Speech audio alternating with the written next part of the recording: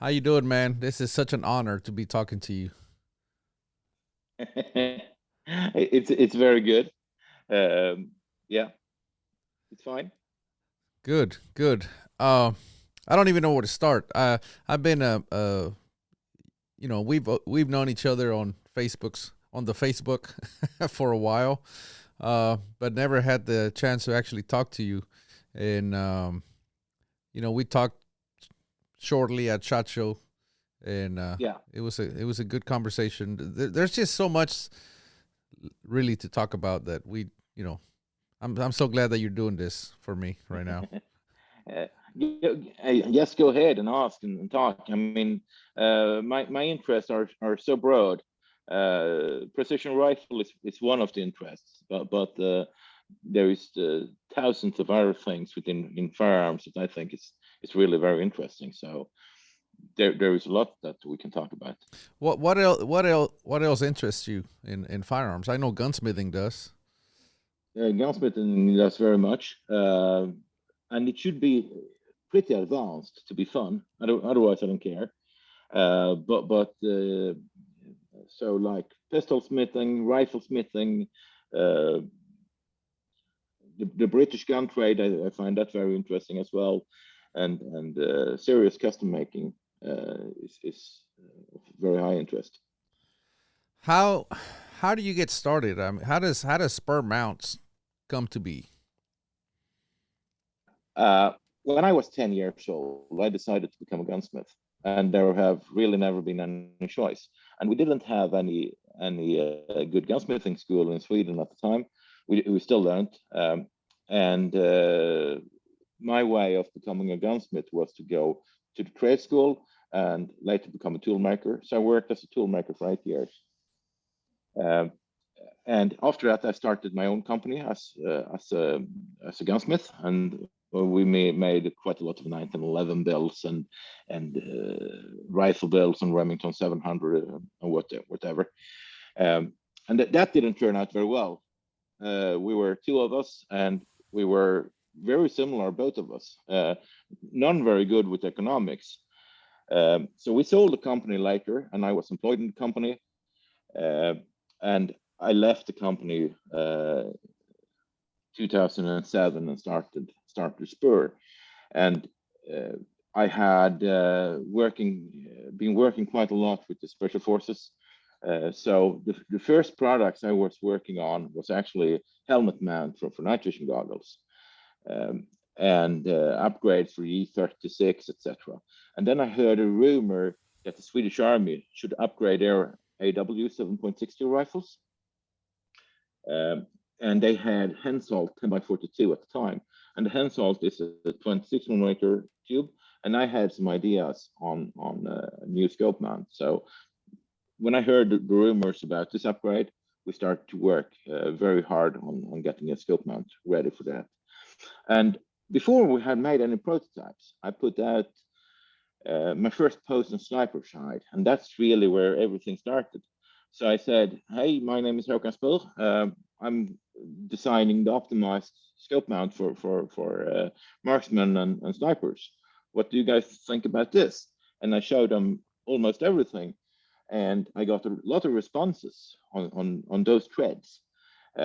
Some responses was very good, some was not very good, but there was the ideas was waged back and forth. And when we started to produce, there was already quite a number of customers that felt they was a part of the scope mount from the beginning. So Sniper Side have been very good for us actually. Good, good. Uh, yeah, social media is a different animal. It just makes things happen, I guess, way faster than they used to back in the day. Yeah, we have never been very good at advertising in magazines and stuff, and the more the time is going on, the less reason I see for no normal advertisement. And I think many people don't read the magazines anymore. But the social media is very popular. Yeah, magazines are they're. I think any printed material is unless it's a book, and even books, everybody wants it in audiobook now.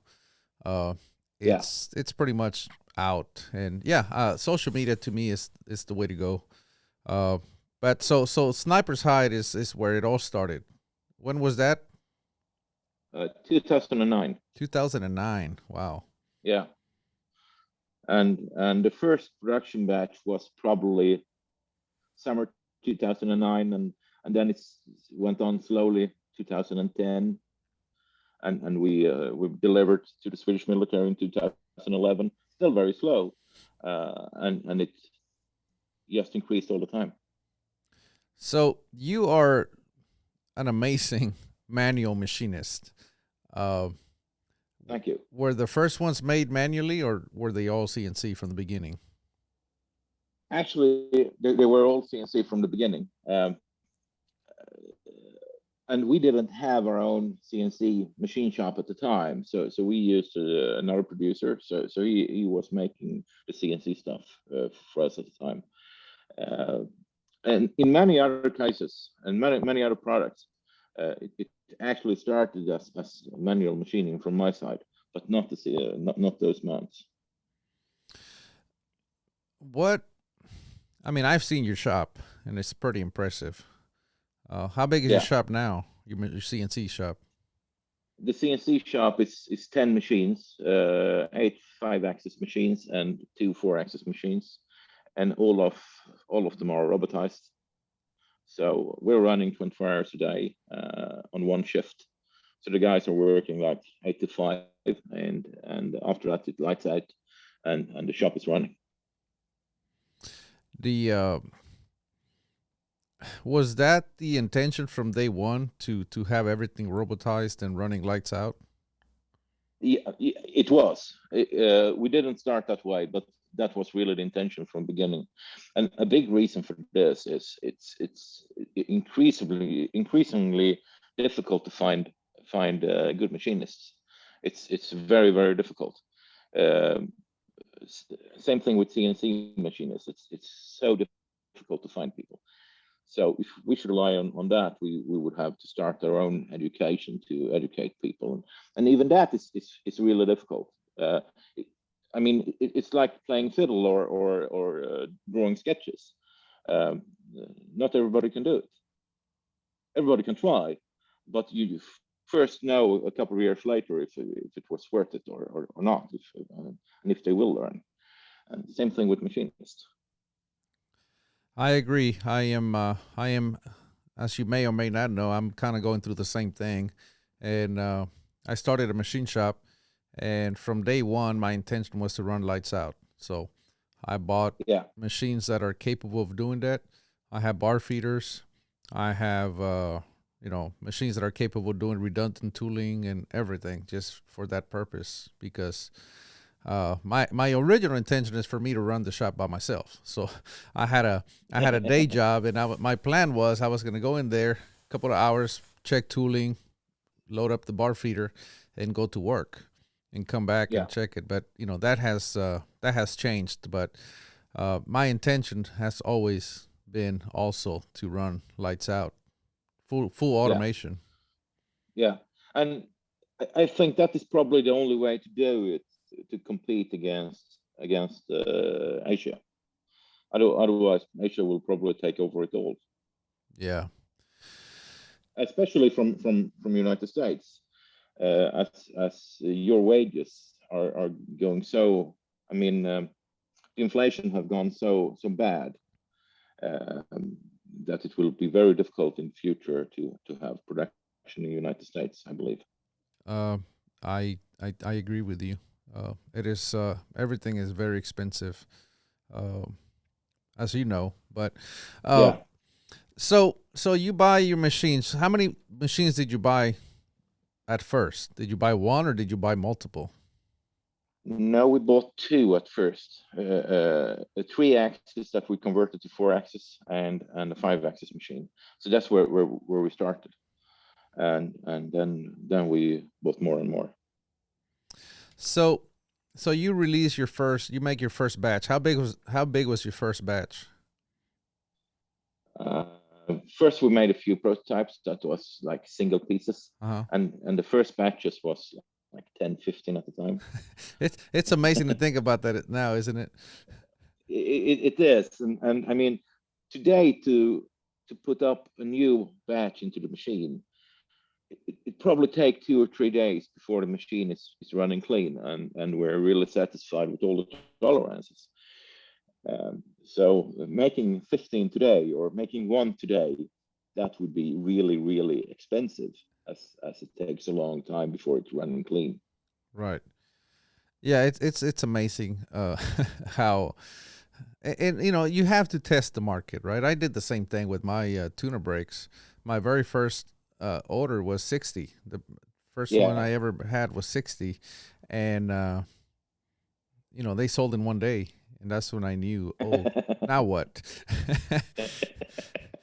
Yeah, so That's good. it was good news, but at the same time, I was all of a sudden put in a bind because the orders kept coming, and I didn't have any product, and yeah, it was a stressful few months, but now so, things are so, running good. so you left your job? Yeah, well, yeah, I was self employed. I was a home builder. I would, Yeah. and I was the reason I started the machine shop was to eventually leave my day job because my Yeah. day job was very stressful. I was never home, and I wanted to change that.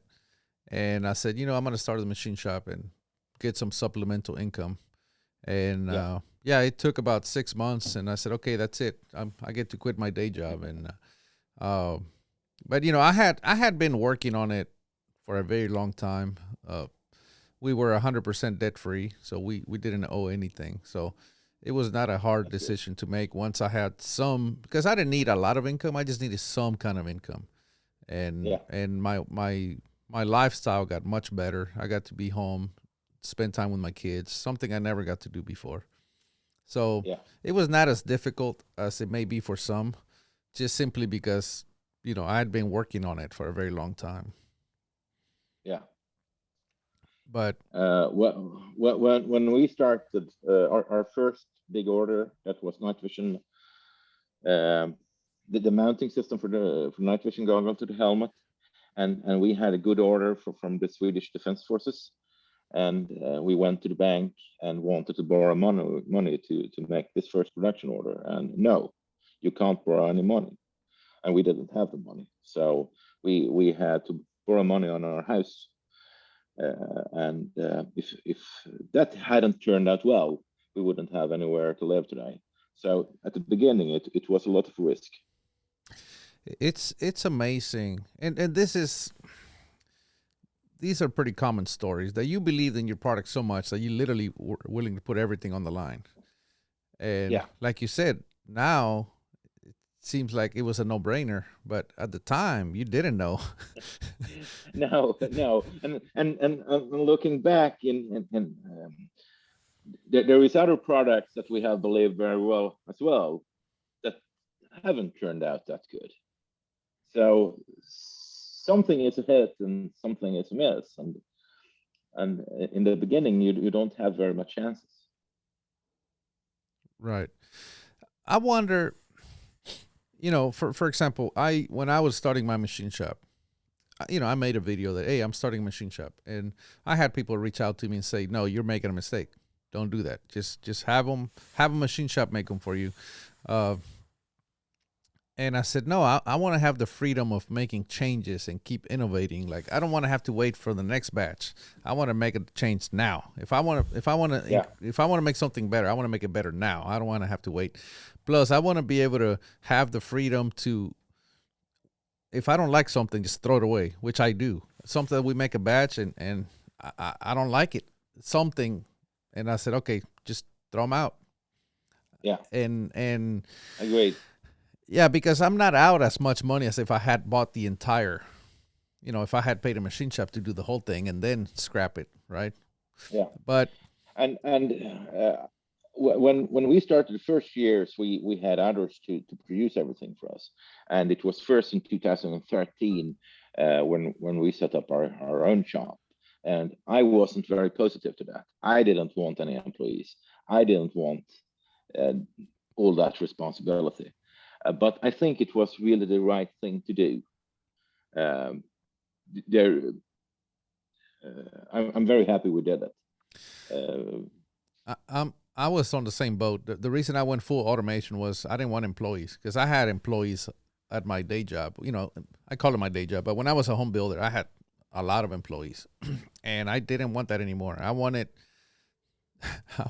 what I thought in my mind was a peaceful transition to where it's just me and myself and I don't have to talk to anybody. I don't have to discuss anything. I can just do whatever I want. yeah, Well, the other reason I left home building was because I never had time to spend time with my kids, right? Uh, so then I started the machine shop, and now I'm spending 16 to 18 hours a day in the machine shop. And it wasn't long before I realized, you know what, I'm doing it all over again. I need to change. You know, I need to change yeah, how I do things. So I started hiring employees, and but now it's much better. The employees. I don't know. It's just maybe it's just my mindset. Everything has changed, but I'm really glad that I did, and the employees that I have are really good people.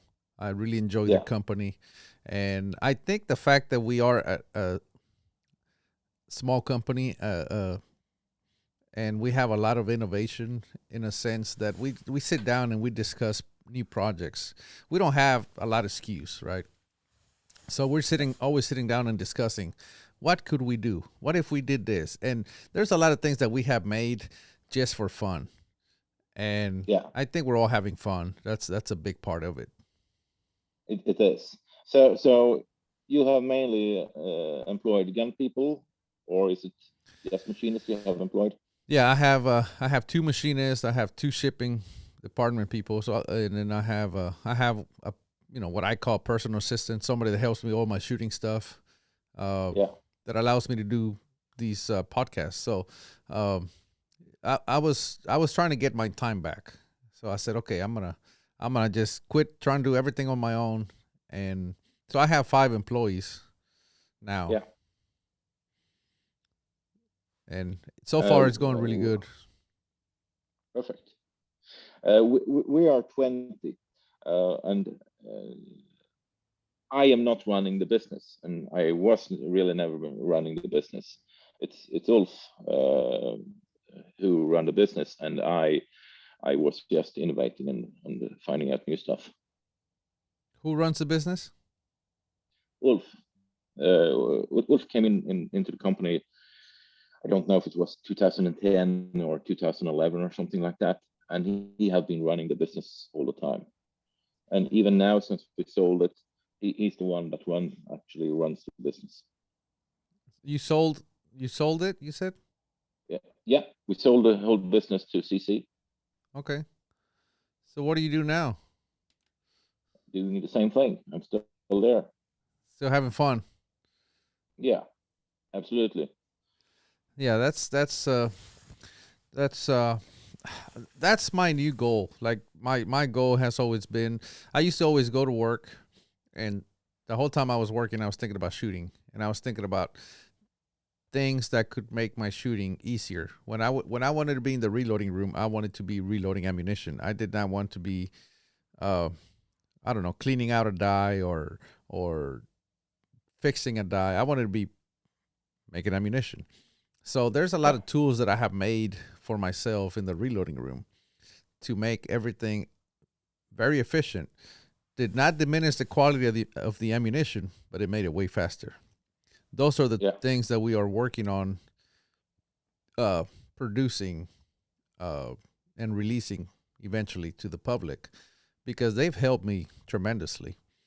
But the way I made them back then, I look at them now and I just scratch my head because it's it's they're quite crude because I would make them in manual machines, and uh, I didn't care about production, right? I just made them one yeah, of. So even when I look at them for CNC machining, I go, well, we need to change this. We need to change, different things to make them easier to mass produce. I guess is the yeah. right way to do it. Of course, and then they probably should have some kind of look as well, which is not very important when you make one tool for yourself. No, yeah, they're quite ugly right now, but they work. Um, Yeah, but that was some of those things that we're working on right now to produce and release to the public. But I am I am very picky, and there's some things that we've been working on for months that I just won't release until it's perfect. And sometimes perfect is the enemy of good, as they say. Or it's better done than perfect. But I need to make sure they're perfect because once I release them, I want people to say, if Cortina made it, then it's good, and that's yeah, that's that's it. So. Uh, that's kind of what how I am and how I want my business to be recognized. When I was a home builder, um, that's what that's what we had. If pretty much our name had a really it was quality. People yeah, always wanted my homes. They wanted me to build their homes, and because they knew it was going to be done right. And yeah. anyway, I Well, just want to keep doing that. when it comes to firearms, my main interest is really older stuff. So from like 1880 to 1945, that is where my main interest is. And looking at the quality from that era, it's so much higher than the quality today. Uh, and that's where I want to put our quality. It should be nice to touch. It should be nice to use. Um, It should look a lot good. of the it should look good, and a lot of the products that you buy today, uh, take the Picatinny rails for example. They're absolutely horrible. A lot of sharp corners. It's like a saw blade, uh, and I really don't want that. I don't want to use it myself, and I don't want to sell anything that looks so bad. One thing that is interesting, and I don't think people understand that when you mill out like a picton rail and you have all those slots, and if there is a 90-degree corner like this, and you put anodizing on it, the anodizing is building on the corner. So what is sharp is getting even sharper. So not cutting off the corners is a stupid thing to do. The my new tuner brakes, the latest ones that we released, they are the stainless one are they are burnished. We use a diamond burnishing tool to Yeah, burnish them. And my guys in the shop, my machine, like, why? What? I said, I want to burnish them. They're like, why do you want to do that? Nobody else is doing it. I said, I don't care. I think they should be burnished. I think they should look like jewelry. When you open it, you're gonna want to wear that. That's to me, that's how they should look. yeah, And as you may be aware, those tools are very expensive. Those diamond burnishing tools. So we bought one, and once we made the first one, everybody all of a sudden agreed with me. They're like, yes, this is what they should look like. yeah, Because once you compare it to the ones we were making, they were nice. They were very well made. They were all deburred. Everything was great. But I just thought they should look like jewelry. And yeah, now, when you compare them, there's no question that that's how they should be done. But in my mind, yeah, and anyway, so that's how we're doing them. It is unnecessary. Nobody was expecting it. We're charging the same amount of money, yeah, but I'm happy. I'm happier. yeah. I fully agree. The reason I bought a 5 axis machine was one of the reasons is for deburring those ports on those brakes. Yeah, We were doing it with a four and axis machine, but I wasn't 100% happy. and we are everything we machine is the bird in the machine. So when it's leaving the machine, it's already finished. So it just goes away to the stone washing machine, to the tumbler, and that's it. Um, there should be nobody standing with a belt sander or with hand burring tools and shit. Yep. Um, it doesn't look good. It doesn't matter how good somebody are at filing. Uh, it will not look good if you're filing thousands of parts. Yeah, absolutely. And like I said, we deburr everything in the machine, and that's and it's even more pronounced now that we're burnishing. If you try to deburr it by hand, you could never, ever, ever get it to look right because it's No, next to a mirror finish. yeah, you can do everything by hand if you do one piece, but it takes a long, long time. And if you should do multiple pieces, it will not look good. Well, you can't run lights out if you're having to deburr after the fact. No, that's right. You never catch up. So, uh, again, I don't need to say it, but if anybody's not familiar with your product is top shelf, high quality, which is precisely what we're discussing right now. And I'm very happy to hear that my ideas are aligned with yours because trust me, I look at you and I go, he knows what he's doing. This is, you know, uh, Yeah. Long time ago, we were the Swedish import for Glock. So I have been at the Glock factory quite a number of times, and there is really few factories that impresses so much on me like the Glock factory is. You can actually take a piece of cake and put it out on the floor and start eating directly because there is so enormously clean. And we try to do the same thing. We can't do it as well as Glock, keeping everything as tidy and clean. They have cleaning patrols all the time, and we can't have that. But we're really trying to have it to look as good as possible. And it's always nicer for people that works there that that things not are in a mess.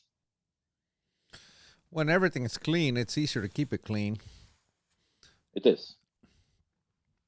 Every Friday, uh, at 2 p.m., we start cleaning the shop. Yeah. That's every Friday, and we have skipped some Fridays just because I don't know, like Black Friday or one of those Fridays that we're super busy. But since day one, I said 2 p.m. Friday, start cleaning. Drop what you're doing. Yeah. I like a clean shop. I am a very messy worker. I am horrendous at keeping things clean, but I do like clean environments. So I tell them, don't do what I do, do what I say. But I enjoy a clean shop. Yeah, and it's so much more fun to start a new project in clean machines than a mess. Yeah, absolutely. So you started with your mount, and then you did your helmet mounts, and so you couldn't get the money. You had to put up your house as collateral. Yeah, Um, yeah. was it a no brainer for you at the time, or were you pretty nervous? Now it was a no-brainer, but that doesn't mean things could have gone wrong. I mean, we didn't produce it ourselves. We had another machine shop to produce for us. If they had failed and we had been standing there with a lot of parts that nobody wanted, then I wouldn't have a house. So yeah, it felt like a no-brainer, but there were, of course, a lot of risks. Right. The so that was the helmet mount. Your At what point did you? Maybe I don't know. Is the scope mounts, is that your biggest seller, or is that just Yes, okay? it is. At No, what no, point? the scope mount is the biggest seller, At what point did and you we make focus about 20,000. Yeah, so twenty sorry. thousand of them? Yeah, 20,000 a year is what we make when it comes to scope mounts. Mm-hmm. At what point did you decide that's the that's what you need to focus on? We just followed orders. We were producing because we had a lot of orders and we believed in it. Of course, we have made some mistakes over the years and producing stuff that not have sold as well, but luckily not in this kind of quantity. So, and we didn't go to 20,000 per year like directly. I mean, we've used maybe in 50 and 100 batches. earlier, and today it's like absolute lowest batch is maybe 150, and up to 1500, 2000 at a time. Okay. So how do you guys do like a lean manufacturing type where you only make what you need, or do you guys stock up big? You know, it sounds like you We we, don't. we stock we stock up. Oh, We, okay. we really do, and especially with the robotics and our own manufacturing, uh, I think there is a good reason to do that. I mean, if the machine is done by Tuesday, Mm-hmm. and we don't have the new program, and it's not prepared as much, we maybe should just let the machine run another 2, 3, 4 days until the next program is done, because we know when it comes to the scope mount, at least we will sell them. Mm-hmm. So, and that way we are using the machine capacity much better. I see. I see. So on your manual machining, tell me about that. I want to know how you became such an people watching this may not realize how good of a manual machinist you are. How did you become that? Um, when I left school, or actually when I still was going into school, I got a job as a toolmaker, and that was mainly as a uh, manual machinist of making electrodes for EDM. So I have made quite a number of thousand electrodes, and first years only in copper, and later in graphite. And making electrodes, that was maybe 1 hour in the lathe, 3, 4 hours in the milling machine, and then half a day or a day with the file. And it was all kind of odd, strange shapes, and almost always in a dividing head. And if you have seen my machining today, you see that I'm using the dividing head a lot, where other people not are using dividing head, and that is since I made electrodes, and that works good for me. The I have that's how I started as well. You know, doing manual machining. Yeah. My very first machine was uh, a 9 by 10 or 7 by 10, just a mini lathe. And I bought it just because I was reloading, and I started using it. And then I started, once you have it, it's like, well, I can probably make a mandrel, or I can probably make a Yeah. bushing. And I started doing that, uh, and then I thought, man, I'm if I had a bigger machine, I could do a lot more. Well, then I bought a bigger machine. Uh, but it's interesting how the progression, like Yeah. you're really good with a dividing head, and I do have one, but I don't use it quite often because I got to design my own parts in my head. So if I don't want to Yeah. use a dividing head, I find a way to not use a dividing head. Of course. Yeah. Um, What would you there's many ways to skin a cat, and that is just one way. So there is certainly 100 other ways that would work just as fine. what what would you say your favorite machine is, or the most indispensable? I don't know if it's the same answer. That's really difficult. It really is. A favorite milling machine is an Asiera F3, um, and that's a small Swiss milling machine. Um, and they quit making it in 1995, and my machine is probably from the 1970s. Um, I'm really fond of small Swiss lights like the Choblin 102. Um, and the machine that probably is going to leave my workshop the last, that is the tool and cutter grinder machine. I'm really very fond of that, and I make a lot of tools myself. Yeah. And that is I really hate to wait. So if I'm working on something and I need a tool, I make the tool. Usually the tool takes me 15 to 30 minutes to make, and that means that the same evening I can finish the work. Uh, if I should order a tool, then it maybe takes 2 days before I have the tool, or 3 weeks, all depending on what it is, and it costs a lot of money. And now I spend 15 to 30 minutes. In worst case, maybe 1.5 hours, but I get it done. Yeah, yeah. That's that's that's very very helpful to It is. be able to Yeah. make your own tools, and whatever you need, you just make. Yeah, Yeah, I do. that's for me having a lathe. See, I used to be a welder before, so oftentimes I needed as whatever, and I had to go order it. And when you're welding, you don't need very specialized spacers. I just go in and make it with a lathe, and then I could just keep on going. I needed a sleeve, I needed a bushing, I needed whatever.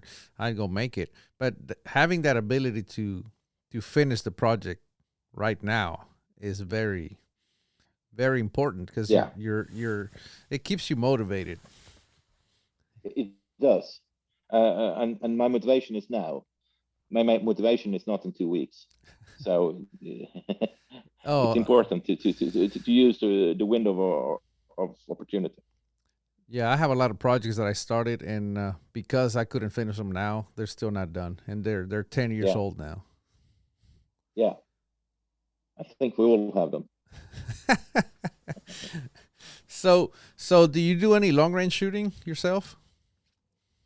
Yeah, right now, I actually a year ago I bought a small farm, and we're about to renovate that quite a lot. So right now I'm hunting and shooting very little, but usually I shoot quite a bit of PRS.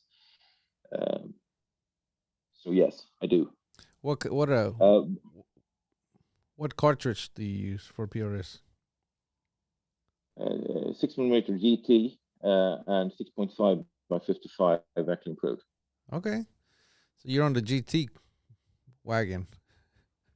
Yeah, I did, but I'm probably going back to the 6.5. I really like that, and I've been shooting it for many years. Um, so yes, Yeah, I had George Gardner on the podcast, and we talked about the GT for a while, and it's a very interesting concept, and why he did it, and it's it's a it's a bigger than the Dasher, smaller than the yeah, Six Creed. It just fits that. I think for PRS it fits very well. That's why it has been absolutely, so well adapted by the PRS shooters. yeah. No, it's definitely a good run. Absolutely, So you talk about the 6.5 by 55 improved. Is that what you yeah, said? yeah, That is that is so I shoot F class. And back in 2010 or something, there's something that was called the 6.5 by 55 GW, I think it was called, or GWI. I forget what it was called, but it was pretty much a 6.5 by 55 improved. And it is such an efficient cartridge. It yeah. it would be very close. It would get very close to a 6.5 by 284 uh in performance. Absolutely, yeah, It's a very underrated cartridge in my opinion. yeah. And of course, depending on barrel, but we're running for quite a long time, 140 grains at 3150. Wow. Uh, not nothing data that we should publish at all, but I was doing that. What so in Sweden, what's it like over there for components? Uh, 6.5 is definitely so much easier.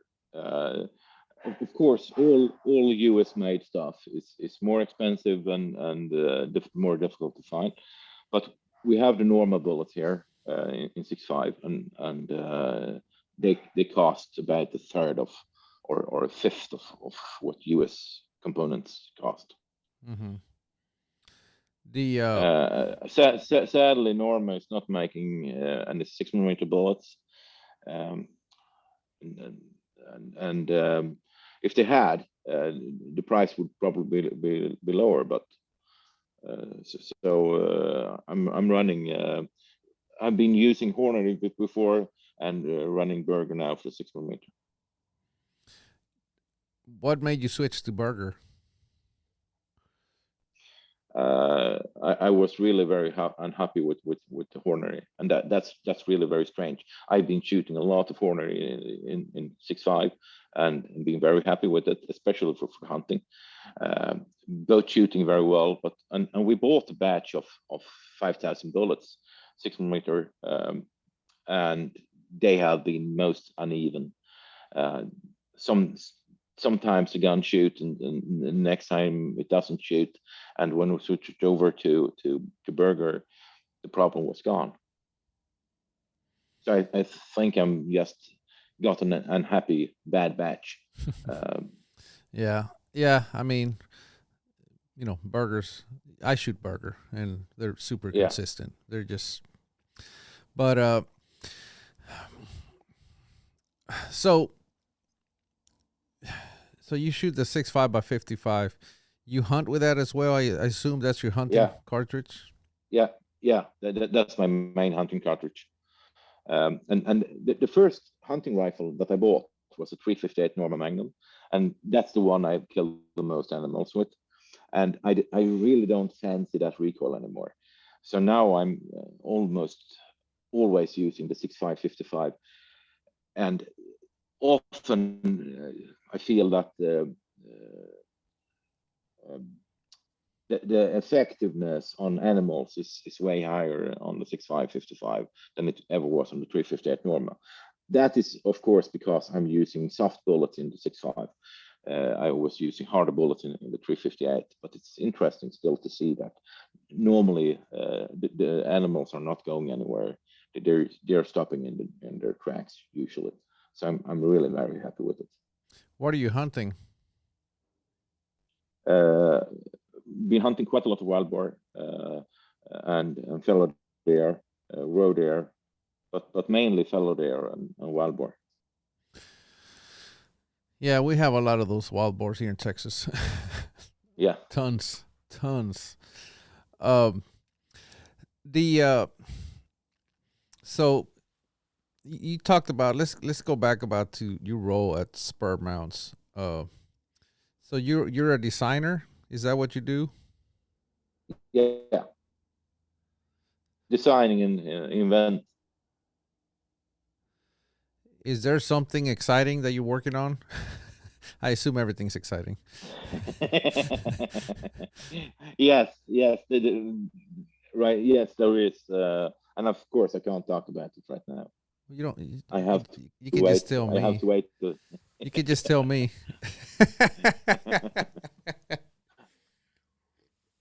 how how long does a project take from idea to production to to the point that you're happy with it? So much depends on how complex it is. I think the chassis this system probably took 1.5, 2 years, but our chassis system is pretty complex and there's a lot of parts and so on and a lot of functionality. Um, we are working on a project now and it probably spent less than a month on it and we are very soon ready to go into production on it. So it really depends what it is. Yeah. I at what point? This is a good question for you. At what point do you, like the chassis, for example? Uh, at what point do you guys release the information? Say, hey, we're working on a chassis, or do you wait until it's completely done and then you introduce it to the public? Kind of Uh, like you discussed your mounts, how you kind of introduce it first, yeah, and then you built it. Is that the model that you guys still use? it really depends on who takes the decision and on the actual part.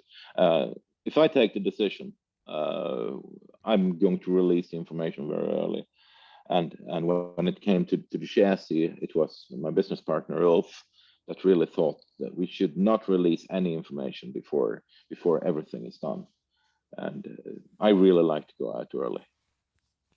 I think there is risks with going out early, and the risk is that maybe the project is going to fail. Uh, and then people have a feeling that, oh, they're just talking, nothing is happening. It went like last time, nothing did happen.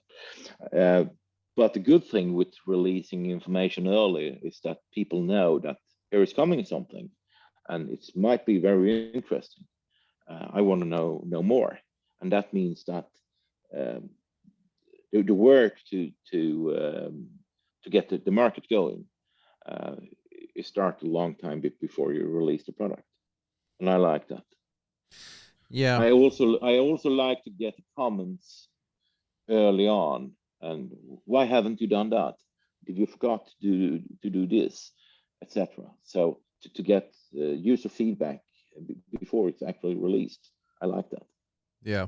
I agree. There's some things that I'm working on right now that I haven't done that on, and I was just thinking about this, and I said, why haven't I done it? I mean, that's typically how I do things, and I have a pretty large following that people are always trying to see what we're doing next, and I think I'm gonna start putting that out there and show people what we're working on and why we're making a certain change, and like I said, I have this mentality that when I put it out there, I want it to be perfect, but at the same time, I don't think it will ever be perfect, and it's probably better if I You- if I put it out there and have people give me some feedback, and that could possibly help a lot with the development. yeah, yeah, and it's I think I'm probably the most efficient when there is something I need myself. Uh, than if I have a request. It, sometimes I'm really efficient even if it's on a customer request, but I'm definitely the most efficient when I need it myself. And the chassis system really started like that. So when we started with the 6 GT, me and Pia, we bought some impact actions, and she bought a couple of MDT chassis. And I looked at that and I said, I'm not going to use those. Uh, there is missing functionality that I think is really crucial. The big thing for me is really when you go down in prone, your eye is coming too close to the scope, and people they're trying to compress their neck and make it shorter, and it doesn't work very well.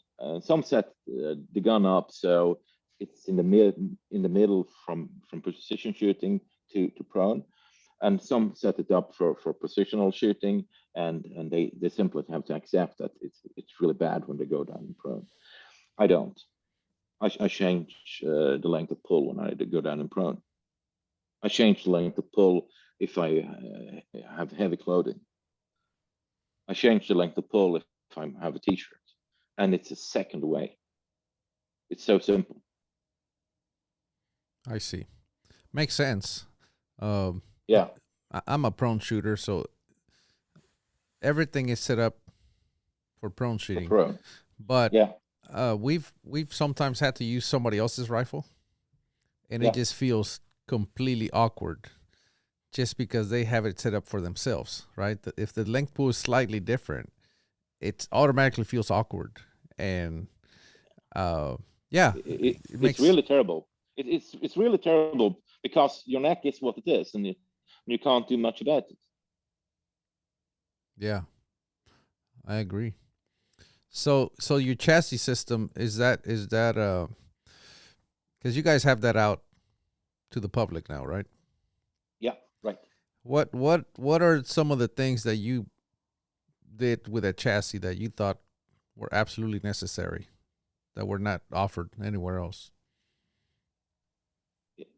The length of pull was definitely one of those things and that's where I started. I wanted a really stupid, simple solution for the length of pull adjustment, uh, and nobody had that. They had that there was different solutions with screws and shit that takes a long time. Um, I didn't want that. Um, I very much believe that a rigid action shoot very much better than a non-rigid action. So the chassis system was designed to actually support the action and make it even more rigid.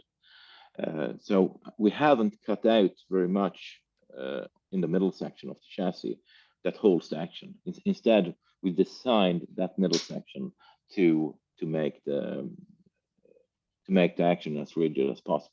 And I always recommend everybody to bed it. I know there is a lot of people that says you don't need to bed a chassis system, and I simply can't agree. You need to bed everything. Yeah, I bet everything. I'm from the F Yeah, class world, and uh, we shoot really beefy actions with no relief cuts. They're just as stiff as they can be, and yeah, we always bet everything. We even glued them into the stocks. Like mine are glued in, yeah, just trying to make them as stiff as possible. Uh, so yeah, so absolutely. When I went to PRS, I got a chassis, and I said, well, I'm not gonna glue it in, but I'm at least gonna bet it. So I betted it, yeah, and I don't know that it made a difference, but in my head it did, and I think it did. It's just more consistent from. I just don't shoot PRS enough to really be able to tell, but uh, I'm just gonna use what I know from the precision, from F yeah. class. That I'm gonna use it in PRS, and again, at least it made me sleep better at Yeah. night. When it comes to bedding, I have a little story here about the soccer quad. I do have a soccer quad in 2 caliber and 17 caliber, and there was an accuracy problem. There was partly the problem if you hit the barrel, or if there was vibrations. The barrel attachment system on the quad is in my opinion, not very good. So I had point of impact shifts, and got really tired of those point of impact shifts, and I changed the whole system. I rebored the action, and I sleeved the barrels, and I made a really tight fit, and the point of impact shift was gone, but accuracy was no fun at all. Both barrels were shooting like 1.5 inch groups at 50. So that was really, really terrible. And I was really on the edge to take the angle grinder and cut the whole gun up into 1 inch pieces. I can't sell a gun that doesn't shoot. That is out of the question. Then I prefer to destroy it. But just as a last thing before cutting the shit up, it was better. And now it shoots amazingly well. And yeah, it was stupid. I should have betted it a long time before, and I did it. Yeah, I have a rail gun that I bought, and my purpose for the rail gun was multiple purposes. One is to eliminate the human factor or and the human input, and for my YouTube videos to show what different things, how different things can affect downrange performance on target, right? But Yeah, the other thing was, I said, I'm going to put my F class barrels on that, and then when I find a really good one, then I can just put it on my rifle. It's not that simple. They're totally different systems. Just because it shoots over there, it's not going to shoot over here, and no, it just those harmonics, they play a huge part in the entire system. yeah, So, absolutely. but I what I do is I use a tuner. So once I put it over there, I know the load works. So then I just use a tuner to make everything happy. Yeah, But yeah, it's some things that seem simple aren't. So, but yeah, I bet everything. I absolutely bet yeah. everything. And same here. So your chassis, how has it? I guess what I'm trying to ask is, have you guys had to do any customer, uh, what do you call it, training in a way? Like, because they only know what they know, right? That's the thing. That's correct. And Education, I guess, is the question. yeah, and we really should do that, and we haven't.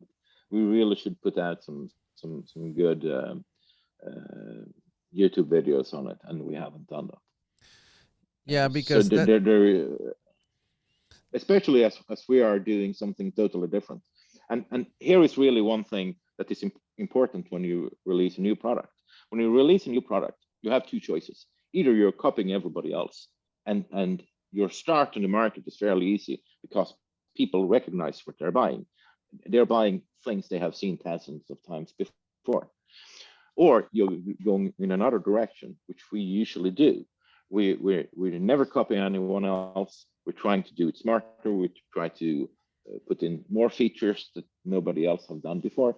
And that means that in the beginning, people are saying, why are you doing like this? The rings shouldn't look like this. They should be cut in another way, or etc.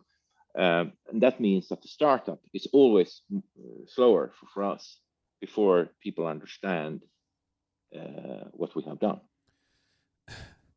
The I'm kind of the same way. So, for example, I have a full length sizing die that I have been working on for a very long time, like years. But finally, for the last few months, we've been working on it. Like, we made a few, we've been testing it, and it's a micro headspace adjustable full length sizing die. So, Yeah. so if you want to change your headspace, you turn a dial, and then it changes your headspace. And again, it's been months that we've been playing around with it. Well, Area 419 released one that is micro headspace adjustable.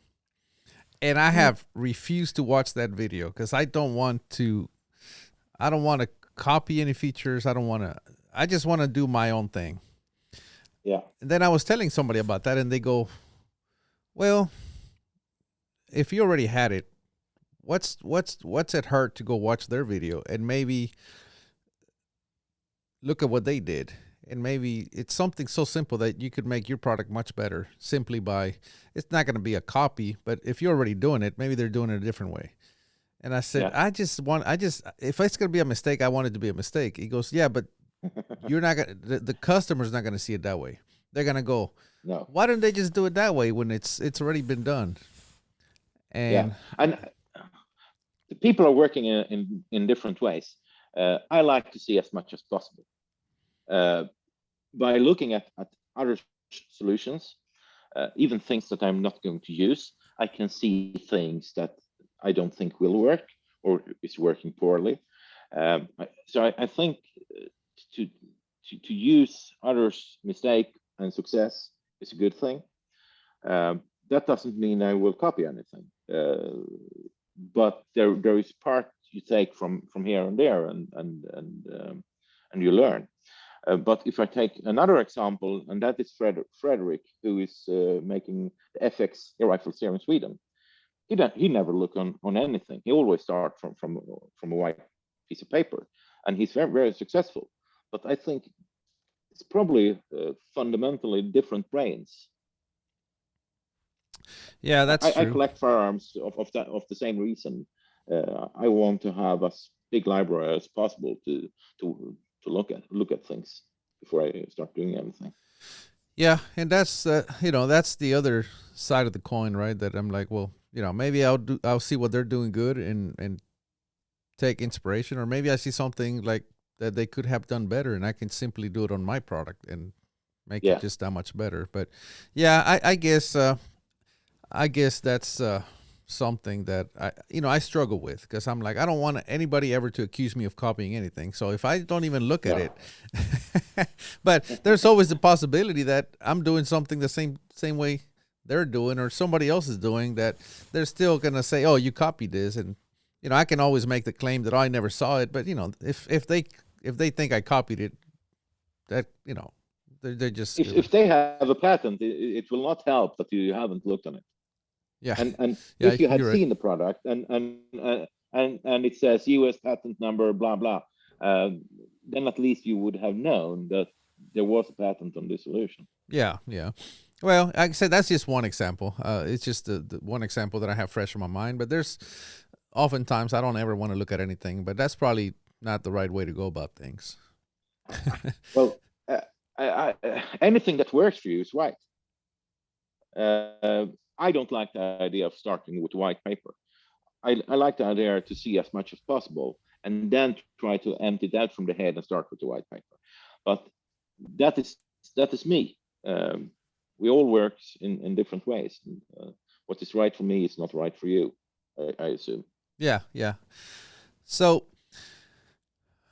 on your mounts, it appears that you prefer single piece mounts versus being separate. Is that the case? On a precision rifle, yes, I do. Uh, Have you done but I testing? mean, What do you guys have that you? What makes you believe that, or is that testing that you've done? no, I haven't done testing on that. I've done testing on a lot of other things, but I have not tested that actually. So that is just the feeling I have. Yeah, this goes back to rigidity. I think I feel the Yeah, same way. Just like again, being from an F class world, I go, well, that's more rigid than that, so I'm gonna use that. yeah.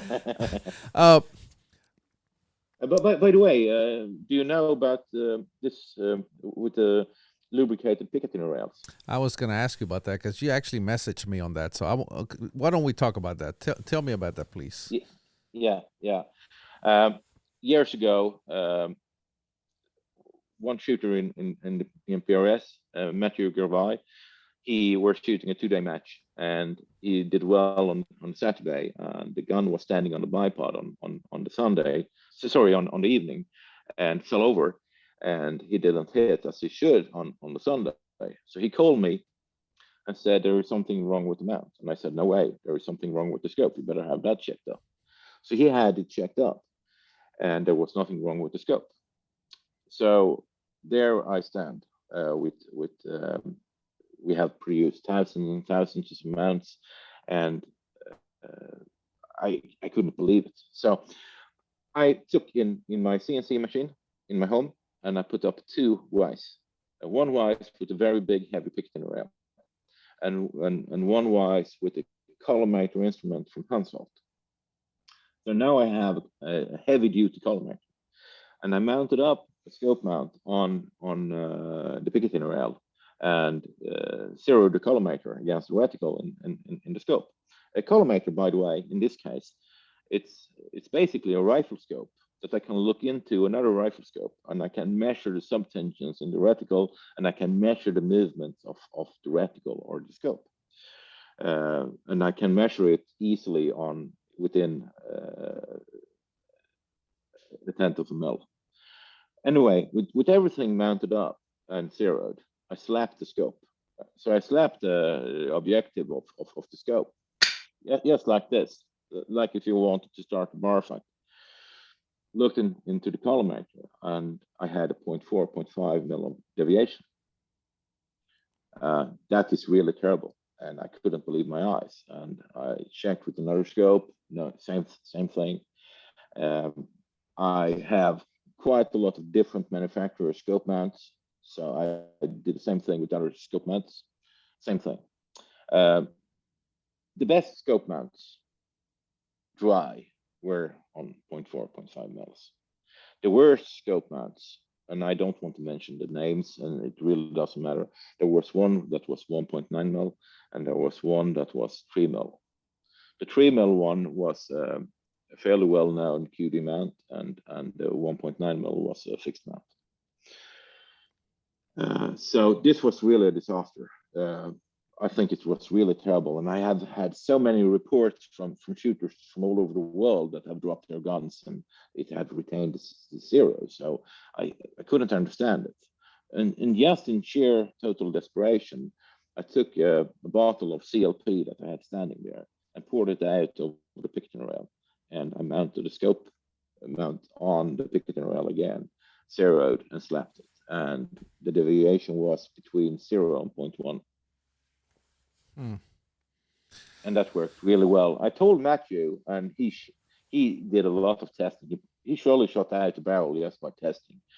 Um, so there is quite a number of people in the PRS world today that is running lubed mounts, sorry, lubed picketing rails of that same reason. Yeah, you told me about this, and ever since I always lube my my pick rails. Yeah. So what do you think's happening when you add lube?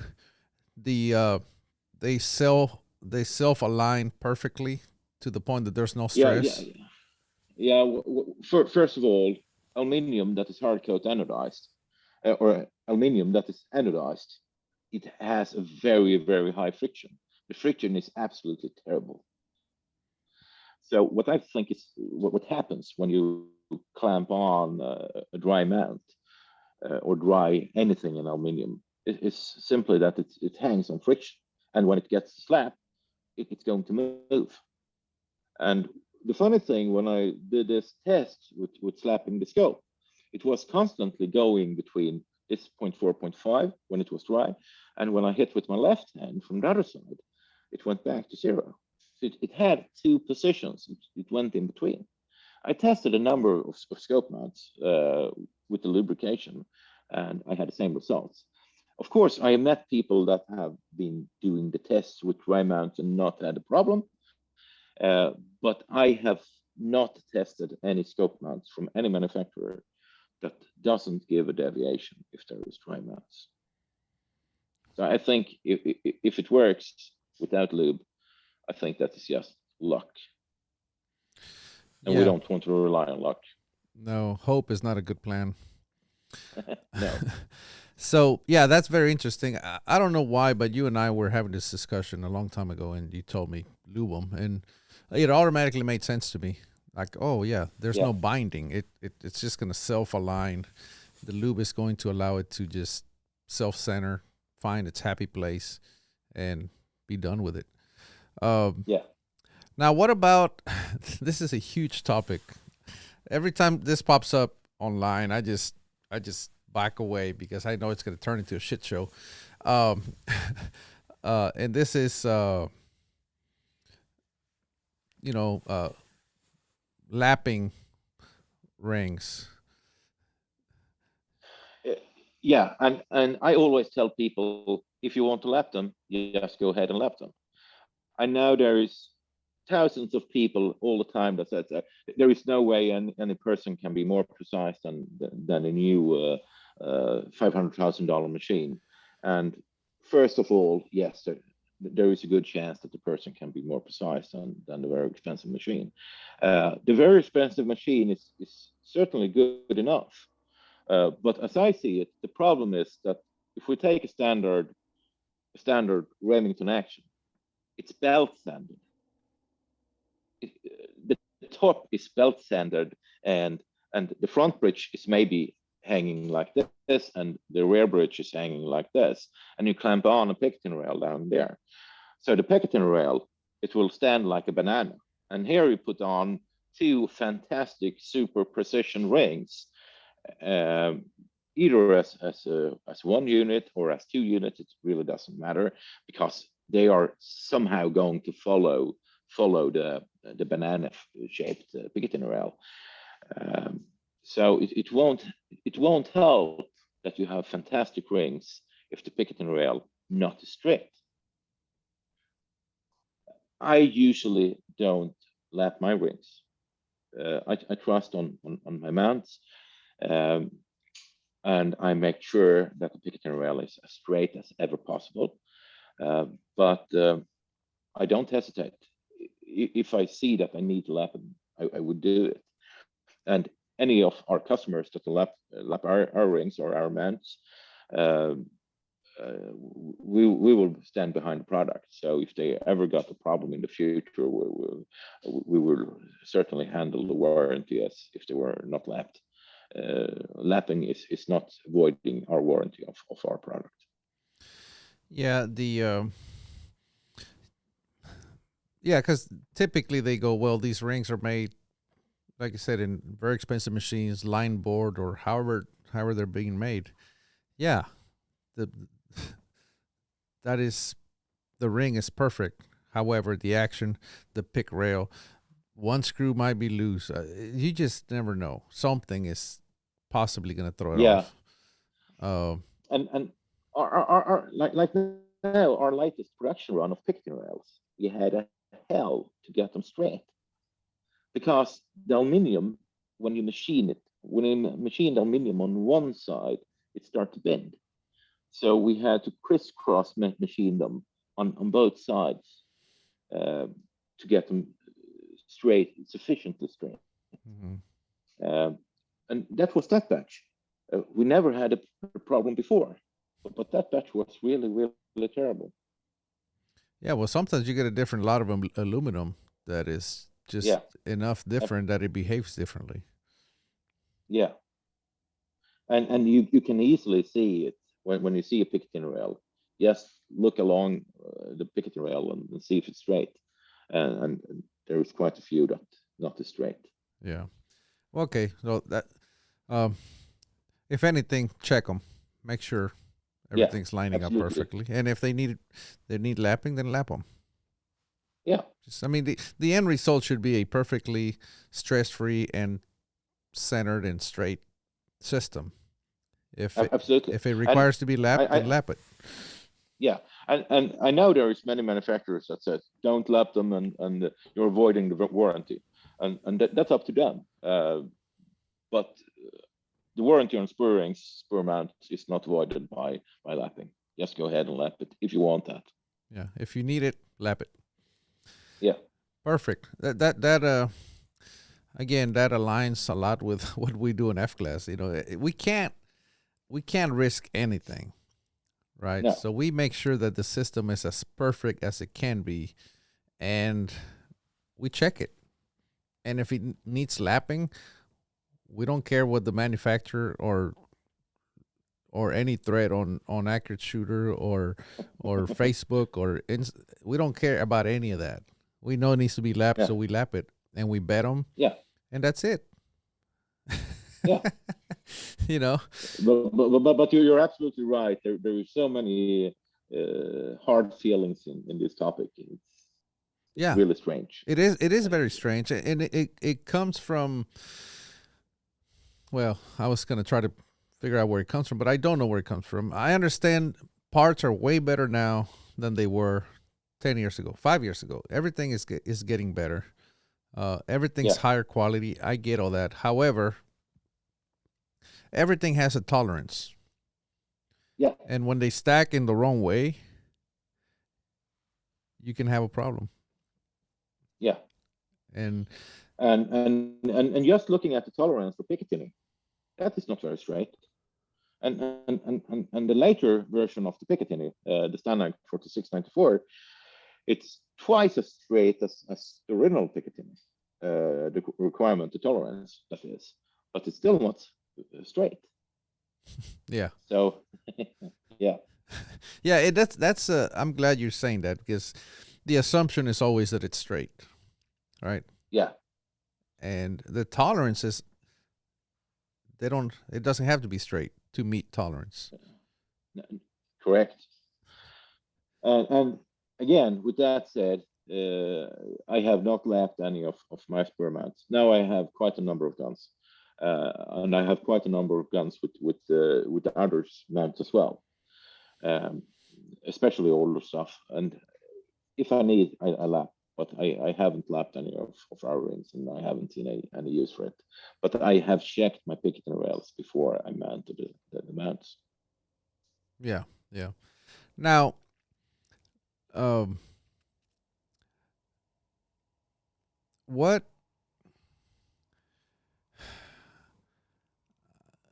what is the on the pick rails? Uh, you talk about you check them. How do you go about doing that to make sure The they're straight? easiest way the easiest way is to put them up in the milling machine and just run a dial indicator over them.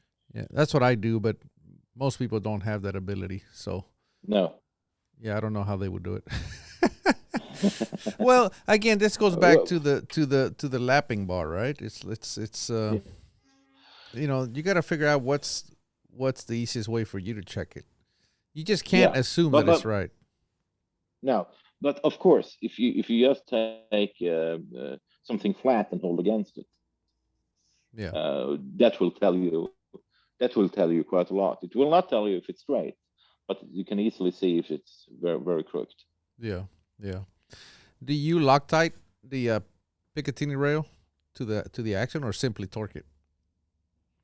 No, I Loctite it, both the rail and the screws. Yeah. Um, it's I don't know. I Loctite everything. it's I Yeah, just once it's on, I don't want it moving. It's just no, it just scares me because it doesn't require a lot of movement for you to have big issues. no. And I find it very strange also with quite a number of picketing rails that they're not pinned. Uh, and as a tool maker, we would never put anything in a like a plastic mold or whatever we made that should sit in a certain place without pin it. The screws are not very good at holding something in a specific place. The pins are really good at it. So I like to pin it too. Yeah. My F class my F class are pinned for sure. And I think I use Borden Actions and he Yeah, pins all his rails. Uh, yeah. they're really hard to change out because they're pinned, but they're pinned. Um, it's just quite interesting how it all has to go to the level of expectations that you have. You know, Yeah, like I said, my actions are glued into the stocks, the rails are pinned, and then the rings are Loctited, and the screws are Loctited, and everything I Loctite everything except for the big screw, the half inch or whatever that big one is that, yeah, or even I don't do that because I have to remove it quite often when I travel, but I always check it. I always check yeah. everything. Mm. Now, what? So the just before we move on, explain the grease. We talked about lubricating. How much do you have to lubricate? Can you explain that process quite quick? Yeah, yeah. I yes take. I haven't checked if grease is better than oil, and I have used both. But I'm normally using grease simply because it's it's it's likely to stay there on for a longer period of time. So I put some grease on the contact surface area on the mount or on the rings, and I clamp it down. Yeah. Uh, well, that can be pretty easy to then just wipe it off when you're done, right? Yeah, absolutely. Good. Um, any other tips that you have for us before we go? Not off my head, no. Okay. Well, I appreciate you doing this for us. It's been a good conversation. I Absolutely. I can't wait to see where these exciting products that you have. I can't wait to see what they are. Uh, but I'm sure they're going to be high quality. Yeah, one thing I can tell you about, and I've showed a few things on Instagram as well. We have been playing a lot with Air 15 and Air 10, um, and in my opinion, the Air 15 and Air 10 with its thread in the front of the receiver, that was good in the 50s for open iron sights, and it's really a fuck up for scopes. Because that means that we have almost no material in between the forend and the barrel, and any pressure you put on the forend will be transferred to the barrel. And people keep telling me, well, the barrel is free floating. No, the barrel is not free floating. The barrel is attached to the receiver. That is not free floating, unless if you have come up with a fantastic magnetic solution, so it's free floating in the magnetic field, and I don't believe that. So it's actually not free floating. It's heavily affected by anything that presses on the forend. And I've been playing around with that quite a lot with some custom actions we made, and that seems to work really well. Yeah. Are you going to release an AR-15 type Could rifle? be. I don't know, but it could be. Uh, I like the concept.